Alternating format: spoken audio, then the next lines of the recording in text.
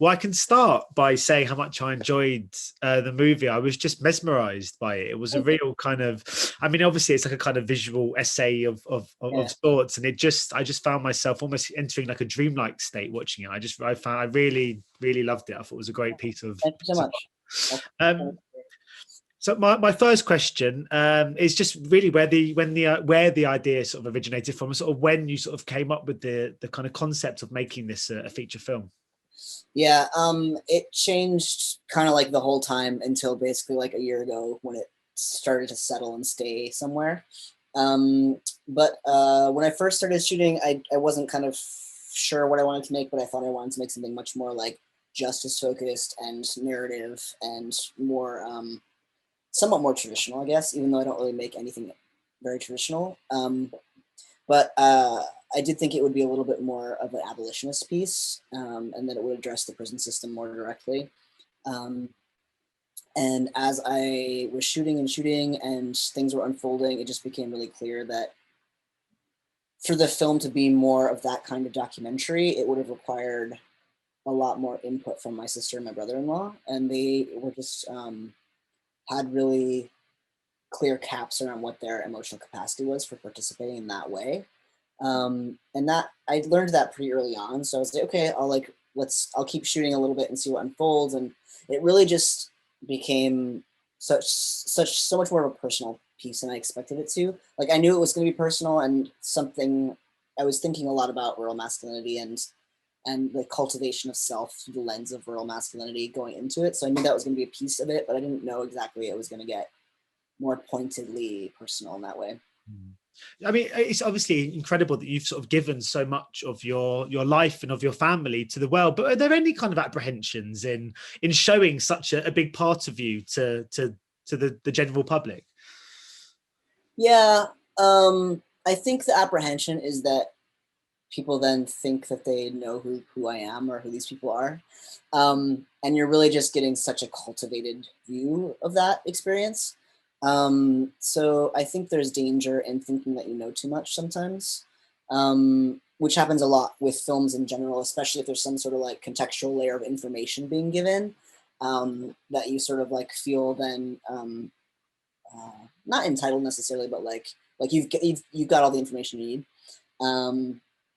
And so, I don't know, I think the whole process of sort of like distilling us as human beings into character traits was like really hard, but also like really crucial for me to do, to be able to focus the film a little bit, because it would have been impossible without kind of assigning more truncated kind of like roles or attributes to us as people. And also, it's just such a, it's really raw, and people interpret rawness so differently. Like, if well, not a friend, but I was going to say a friend, a reviewer or I don't remember who it was, someone I don't know, was like, these kids like are like neglected and abused and like need to be taken away or something, you know? And like other people have seen it and been like, wow, this mom is trying really hard and she's having a hard time, you know? So like, people bring really different levels of judgment to childcare when they see the film. And it's really all over the map. Like, you have no idea how someone's going to interpret what's going on. And I think that's probably a strength of the film, because that means it's very, very not didactic at all, which is something I am going for.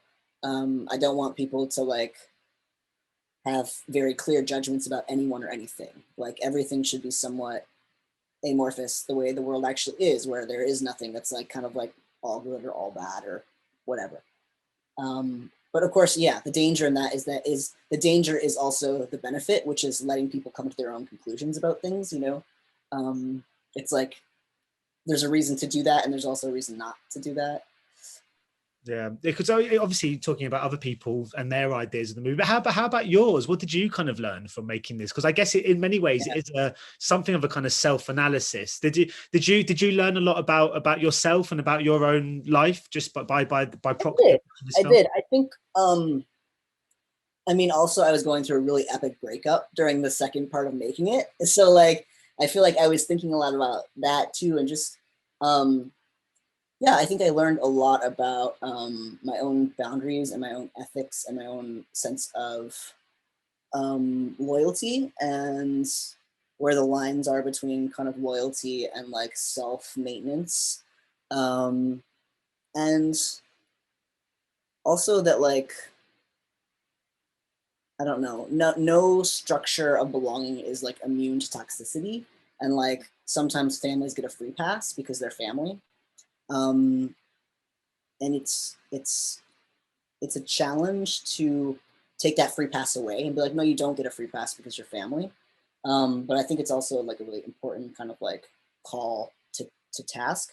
But I mean, overall, in terms of like learning, I feel like I I feel proud of the ways that I've been able to show up for my family, and I think that it's taken me a long time to be able to feel proud of myself ever in the world at all, and I think that's pretty awesome. But also like our relationships are just so much more connected than they used to be, and like sometimes that's really challenging because it means you do have to like call the person on their bullshit more than if you were checked out you wouldn't have to, you know. But at the same time, you know, the reward of that is that like, okay, I've done everything in my power to like necessitate um, healthy human intimacy here. Yeah. Yeah, I mean, there's one incredibly kind of moving scene with your mum. Do you, how was it? Sort of, was that watching that back for yourself? Because I found that quite a moving kind of sequence. I was just wondering about, obviously, you had to watch that a lot of times in the edit, and they're usually moments in life that we only ever experience once. Those kind of moments, we kind of go through it once, and then we rely on our own kind of memory, be it selective memory, and how we kind of remember these kind of things. But I guess you've got it kind of on camera. I mean, I just wondered about, yeah, kind of watching that particular scene back for you as an audience member. How's that? Um,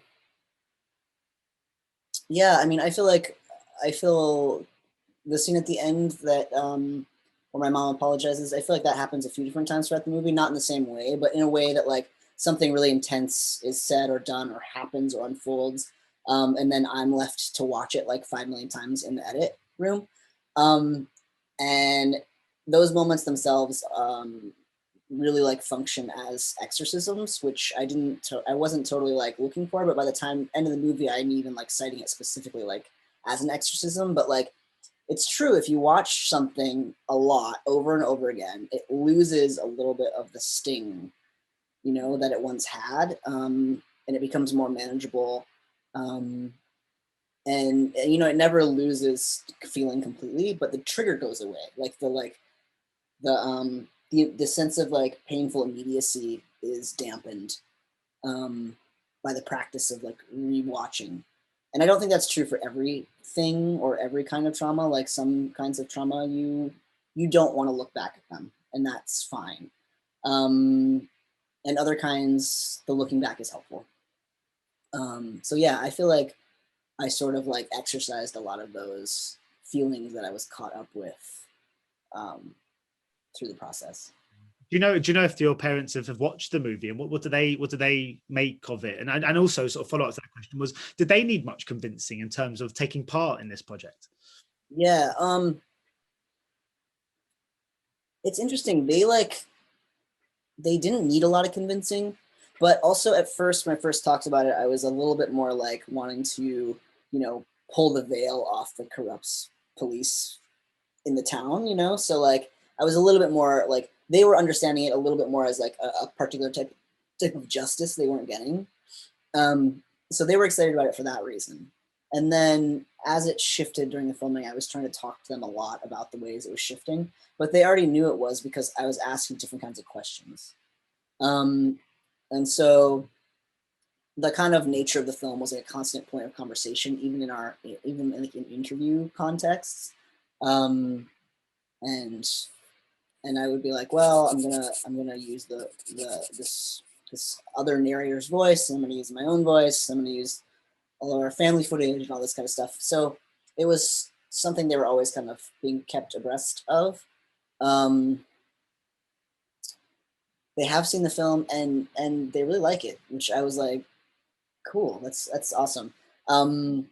Because I mean, obviously, like, there's plenty of moments where they don't look their best, and there's plenty of moments where they like literally and figuratively don't look their best. You know what I mean? Like, you just like woke up in the morning, you look like shit, you haven't had coffee, whatever. Like, so it's like hard sometimes to get past the image of yourself on screen to even access like the what your character might be bringing to this like conversation.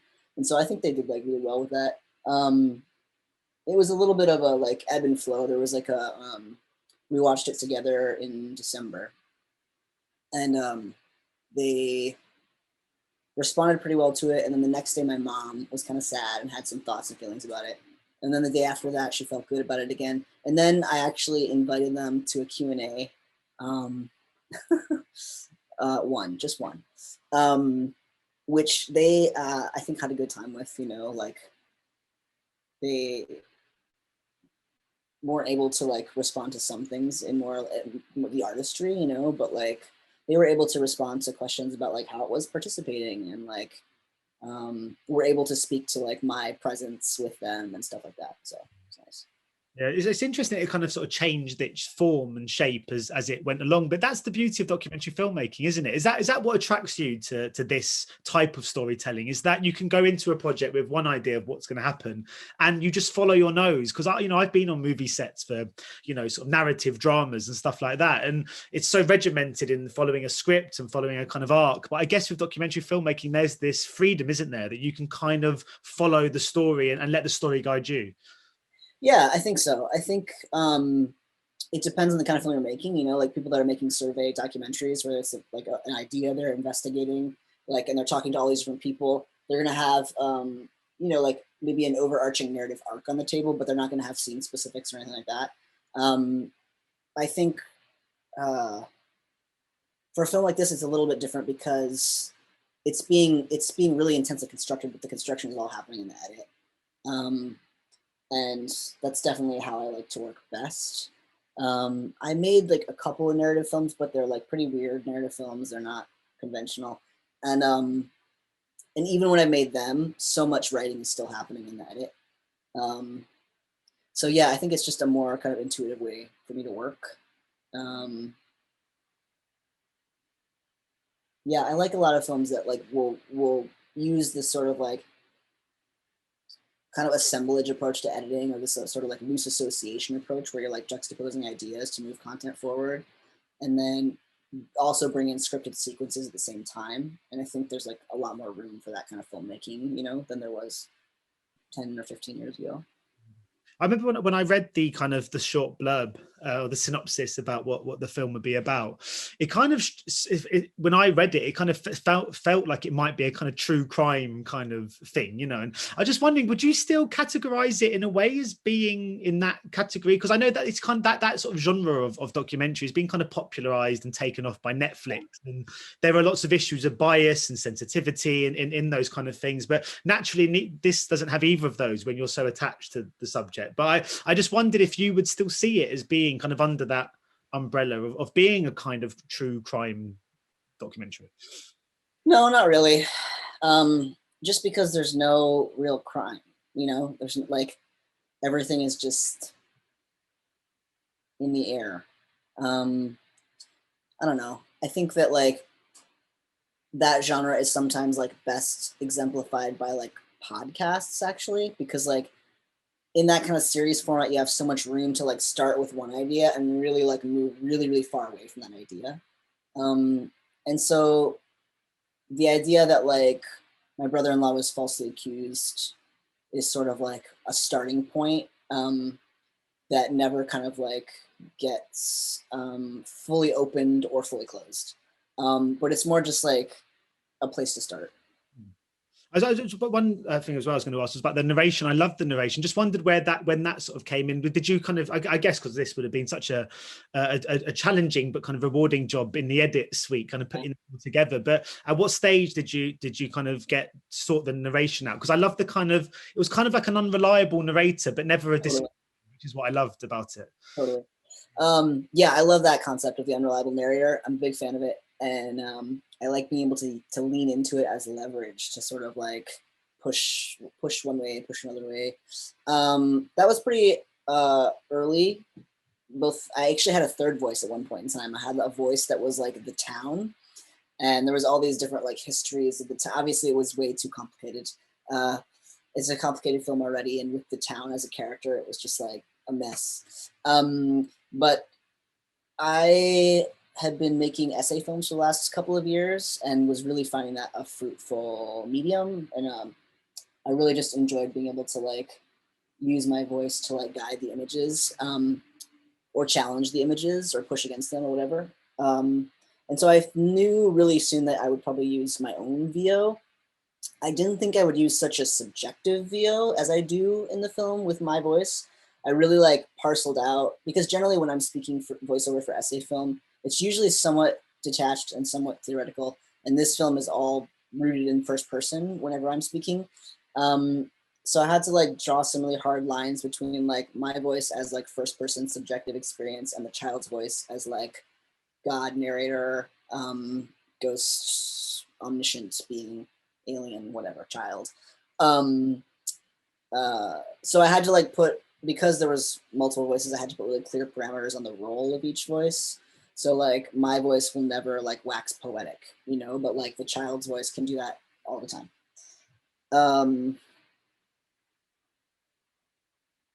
At first it was much more challenging because I didn't have adequate parameters around what was okay and what wasn't okay for each voice. So like, and in my VO, I tend to kind of get like caught up in poetry anyway, in a way that's not productive sometimes, or is like vague or whatever. And so having that hard line differentiation between the two styles the voices would speak in helped a lot. And like people were all like, I don't know, while I was trying to make the film, everyone was very like concerned about this like child narrative voice that's never going to be explained. And I was just like, it's gonna be fine. I don't understand why people are worried about it. I'm telling you, it's gonna be fine. Well, I think, yeah. I was wondering if you've had much feedback from the trans community and how much that means to you to hear and to get feedback from people within that community.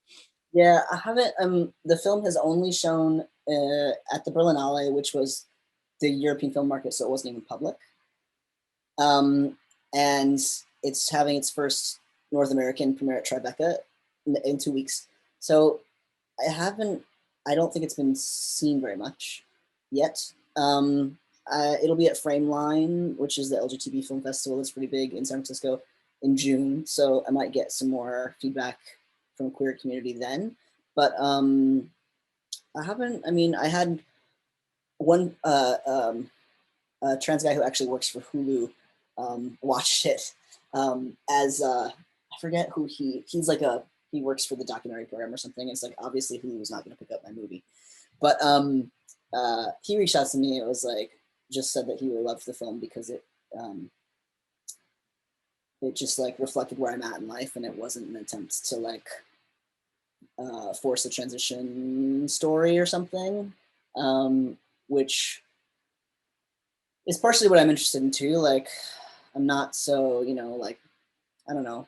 I've been trans a long time. It's not very interesting for me anymore to like go in, like to talk about things that happened when I was 19 or 20, in the same way that it might be for a young trans person to talk about those experiences as they're having them. And there are like, so many different stages of life that like we are kind of looking at things through our particular lens all the time. And so I think he was just like excited to see something where the transness was a little bit more like embedded in the content and wasn't the content itself, but just informed the content. Yeah, and I was going to say, I just feel like it's. I'm looking forward to when it does start playing more and more places. I feel like it is a film that if I want, there'll be so many people that will get so much out of it, I'm sure. But my final question to follow on from that is, of course, I'm interviewing you in line with the Sheffield Docfest showing. How are you feeling about it sort of being out there now? Are you quite nervous? And it's such that festival's been rising and rising over the years. It's got a real kind of a reputation as being one of the most kind of prestigious kind of documentary film festivals out there. You must be thrilled it is playing at the Sheffield Docfest. But yeah, are you nervous at all about it being out there to the wider world?